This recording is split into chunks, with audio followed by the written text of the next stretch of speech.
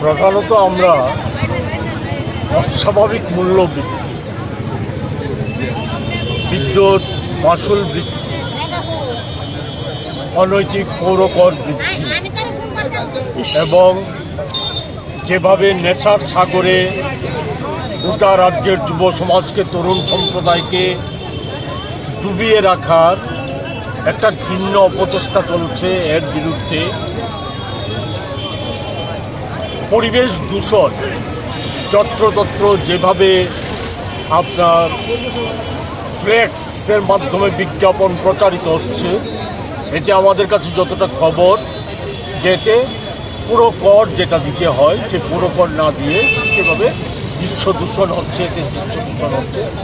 এই সমস্ত কিছুর প্রতিবাদ এবং সর্বোপরি যে অরাজকতা, প্রতিদিন নিত্য নতুন বিষয় উঠে আসছে। গতকালকে আপনারা দেখেছেন যে একটা ভয়ঙ্কর নজির সৃষ্টি হয়েছে ত্রিপুরায়। এনআইএ এখানে তল্লাশি চালিয়েছে রাজ্য পুলিশের আগোচরে, তাদেরকে না জানিয়ে, তাদের উপর কোনো আস্থা না রেখে সেখানে তল্লাশি চালিয়ে 21 জনকে তুলে নিয়ে গেছে মানব পাচার। আমরা সেই জায়গায় দাঁড়িয়ে যেটা বলতে চাই যে সব কিছুই হচ্ছে শাসক দলের দূষণ। আজকে দিনের প্রবক্তা মোদিজির ভারতবর্ষে আজকে সকলেই জানেন আপনারা যে ক্ষুধা সূচকে ভারতবর্ষ 125টা দেশের মধ্যে 111তম স্থানে। আমাদের দেশে আজকে প্রায় প্রতি 9 জনে একজন বেকার। একটা ভয়াবহ অবস্থা। এর মধ্যে দাঁড়িয়ে অস্বাভাবিক মূল্য বৃদ্ধি। আমাদের রাজ্যেও তার ব্যতিক্রম নয়। পেঁয়াজের দাম অস্বাভাবিকভাবে বেড়ে গিয়েছে।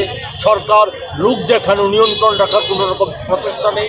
লোক দেখানো, সেখানে মাঝে মাঝে কত করে অভিযান করছে, কিন্তু কার্যত কিছু হচ্ছে না।